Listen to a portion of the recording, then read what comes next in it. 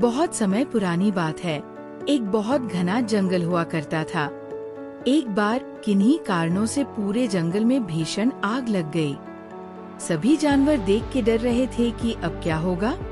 थोड़ी ही देर में जंगल में भगदड़ मच गई। सभी जानवर इधर से उधर भाग रहे थे। पूरा जंगल अपनी अपनी जान बचाने में लगा हुआ था। उस जंगल में एक नन्ही चिड़िया रहा करती थी। उसने देखा कि सभी लोग भयभीत हैं। जंगल में आग लगी है, मुझे लोगों की मदद करनी चाहिए। यही सोचकर वो जल्दी ही पास की नदी में गई और चोंच में पानी भरकर लाई और आग में डालने लगी। वह बार बार नदी में जाती और चोंच में पानी डालती। पास से ही एक उल्लू गुजर रहा था। उसने चिड़िया की इस हरकत को देखा और मन ही मन सोचने लगा। बोला कि ये चिड़िया कितनी मूर्ख है, इतनी भीषण आग को ये चोंच में पानी भरकर कैसे बुझा सकती है। यही सोचकर वो चिड़िया के पास गया और बोला कि तुम मूर्ख हो, इस तरह से आग नहीं बुझाई जा सकती है। चिड़िया ने बहुत विनम्रता के साथ उत्तर दिया, मुझे पता है कि मेरे इस प्रयास से कुछ नहीं होगा, लेकिन मुझे अपनी तरफ से बेस्ट करना है। आग कितनी भी भयंकर हो, लेकिन मैं अपना प्रयास नहीं छोड़ूंगी। उल्लू ये सुनकर बहुत प्रभावित हुआ। तो मित्रों, यही बात हमारे जीवन पर भी लागू होती है। जब कोई परेशानी आती है तो इंसान घबराकर हार मान लेता है, लेकिन हमें बिना डरे प्रयास करते रहना चाहिए। यही इस कहानी की शिक्षा है। एक जंगल में एक बहुत पुराना बरगद का पेड़ था। उस पेड़ पर घोंसला बनाकर एक कौआ कौवी का जोड़ा रहता था। उसी पेड़ के खोखले तने में कहीं से आकर एक दुष्ट सर्प रहने लगा। हर वर्ष मौसम आने पर कौवी घोंसले में अंडे देती और दुष्ट सर्प मौका पाकर उनके घोंसले में जाकर अंडे खा जाता। एक बार जब कौआ व कौवी जल्दी भोजन पाकर शीघ्र ही लौट आए, तो उन्होंने उस दुष्ट सर्प को अपने घोंसले में रखे अंडों पर झपटते देखा। अंडे खाकर सर्प चला गया। कौए ने कौवी को ढाढ़स बंधाया, प्रिय हिम्मत रखो, अब हमें शत्रु का पता चल गया है, कुछ उपाय भी सोच लेंगे।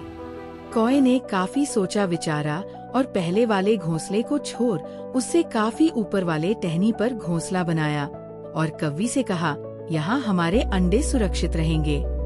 हमारा घोंसला पेड़ की चोटी के किनारे निकट है और ऊपर आसमान में चील मंडराती रहती है। चील सांप की बैरी है। दुष्ट सर्प यहाँ तक आने का साहस नहीं कर पाएगा। कौवे की बात मानकर कौवी ने नए घोंसले में अंडे दिए, जिसमें अंडे सुरक्षित रहे और उनमें से बच्चे भी निकल आए। उधर सर्प उनका घोंसला खाली देखकर ये समझा कि उसके डर से कौआ कौवी शायद वहाँ से चले गए हैं, पर दुष्ट सर्प टो लेता रहता था। उसने देखा कि कौआ कौवी उसी पेड़ से उड़ते हैं और लौटते भी वही हैं। उसे ये समझते देर नहीं लगी कि उन्होंने नया घोंसला उसी पेड़ पर ऊपर बना रखा है। एक दिन सर्प खो से निकला और उसने कौओं का नया घोंसला खोज लिया। घोंसले में कौआ दंपति के 3 नवजात शिशु थे। दुष्ट सर्प उन्हें एक एक करके घपाघप निगल गया और अपने खो में लौटकर डकारे लेने लगा। कौआ व कौवी लौटे तो घोंसला खाली पाकर सन्न रह गए। घोंसले में हुई टूट फूट व नन्हे कौओं के कोमल पंख बिखरे देखकर वो सारा माजरा समझ गए। कौवी की छाती तो दुख से फटने लगी। कौवी बिलख उठी, तो क्या हर वर्ष मेरे बच्चे सांप का भोजन बनते रहेंगे? कौआ बोला, नहीं। ये माना कि हमारे सामने विकट समस्या है, पर यहाँ से भागना ही उसका हल नहीं है। विपत्ति के समय ही मित्र काम आते हैं। हमें लोमड़ी मित्र से सलाह लेनी चाहिए। दोनों तुरंत ही लोमड़ी के पास गए। लोमड़ी ने अपने मित्रों की दुख भरी कहानी सुनी। उसने कौआ तथा कौवी के आंसू पोंछे। लोमड़ी ने काफी सोचने के बाद कहा, मित्रों, तुम्हें वह पेड़ छोड़कर जाने की जरूरत नहीं है। मेरे दिमाग में एक तरकीब है जिससे उस दुष्ट सर्प से छुटकारा पाया जा सकता है। लोमड़ी ने अपने चतुर दिमाग में आई तरकीब बताई। लोमड़ी की तरकीब सुनकर कौआ कौवी खुशी से उछल पड़े। उन्होंने लोमड़ी को धन्यवाद दिया और अपने घर लौट आए। अगले ही दिन योजना अमल में लानी थी। उसी वन में बहुत बड़ा सरोवर था। उसमें कमल और नरगिस के फूल खिले रहते थे। हर मंगलवार को उस प्रदेश की राजकुमारी अपनी सहेलियों के साथ वहां जल क्रीड़ा करने आती थी। उनके साथ अंगरक्षक तथा सैनिक भी आते थे। इस बार राजकुमारी आई और सरोवर में स्नान करने जल में उतरी तो योजना के अनुसार कौआ उड़ता हुआ वहां आया। उसने सरोवर तट पर राजकुमारी तथा उसकी सहेलियों द्वारा उतार कर रखे गए कपड़ों व आभूषणों पर नजर डाली। कपड़े के ऊपर राजकुमारी का प्रिय हीरे व मोतियों का विलक्षण हार रखा था। कौवी ने राजकुमारी तथा सहेलियों का ध्यान अपनी और आकर्षित करने के लिए काव काव का शोर मचाया। जब सबकी नजर उसकी ओर घूमी तो कौआ राजकुमारी का हार चोंच में दबाकर ऊपर उड़ गया। सभी सहेलियां चीखी, देखो देखो, वह राजकुमारी का हार उठाकर ले जा रहा है। सैनिकों ने ऊपर देखा तो सचमुच एक कौआ हार लेकर धीरे धीरे उड़ता जा रहा था। सैनिक उसी दिशा में दौड़ने लगे। कौआ सैनिकों को अपने पीछे लगाकर धीरे धीरे उड़ता हुआ उसी पेड़ की ओर ले आया। जब सैनिक कुछ ही दूर रह गए तो कौए ने राजकुमारी का हार इस प्रकार गिराया कि वह सांप वाले खो के भीतर जा गिरा। सैनिक दौड़कर खो के पास पहुँचे। उनके सरदार ने खो के भीतर झाँका। उसने वहाँ हार और उसके पास में ही एक काले सर्प को कुंडली मारे देखा। वह चिल्लाया, पीछे हटो, अंदर एक नाग है। सरदार ने खो के भीतर भाला मारा। सर्प घायल हुआ और फुफकारता हुआ बाहर निकला। जैसे ही वो बाहर आया, सैनिकों ने भालों से उसके टुकड़े टुकड़े कर डाले। सीख, सूझबूझ का उपयोग कर हम बड़ी से बड़ी ताकत और दुश्मन को हरा सकते हैं। बुद्धि का प्रयोग करके हर संकट का हल निकाला जा सकता है। एक बार की बात है, एक लोमड़ी और एक बिल्ली आपस में बात कर रहे थे कि कैसे वे अपने सामान्य शिकारी कुत्तों से बच सकते हैं। लोमड़ी, जो खुद पर बहुत घमंड करती थी, अपने चतुर और बुद्धिमान होने का दिखावा करने लगी। उसने कहा, अरे, मुझे कम से कम 100 तरकीबें आती है कुत्तों से बचने की।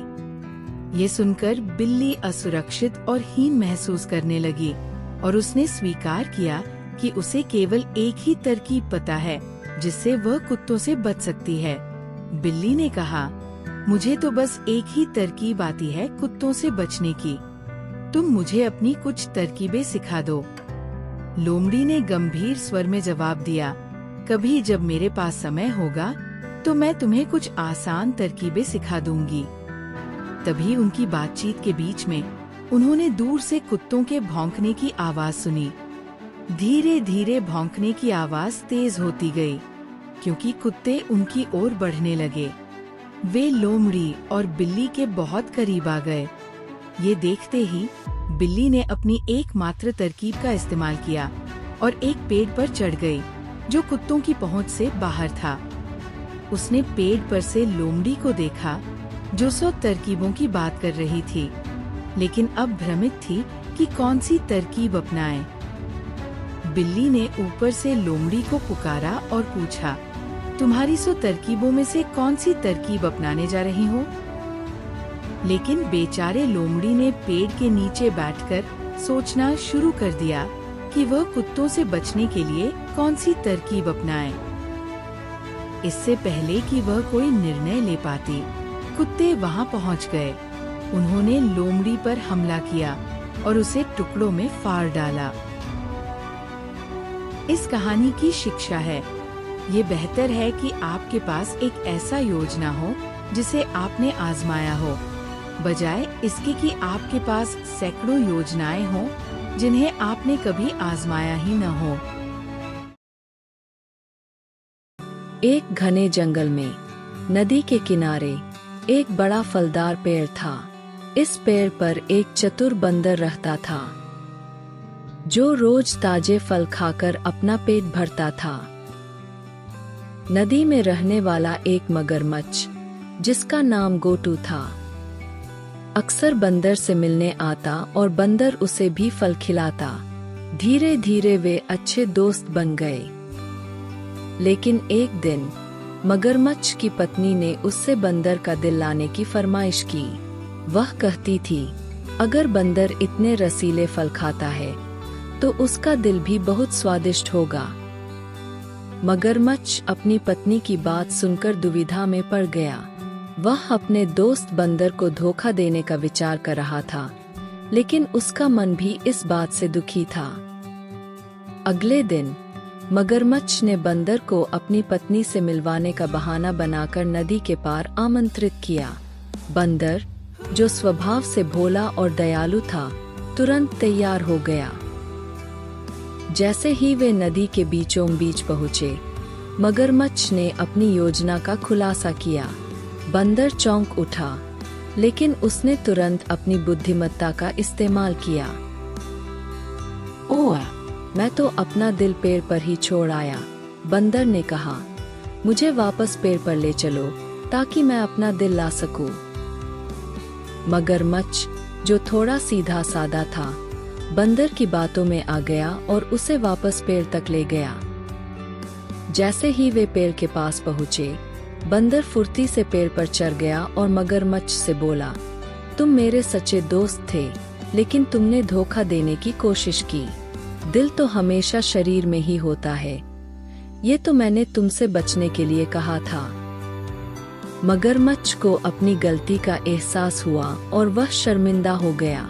उसने बंदर से माफी मांगी और वादा किया कि वह फिर कभी धोखा नहीं देगा।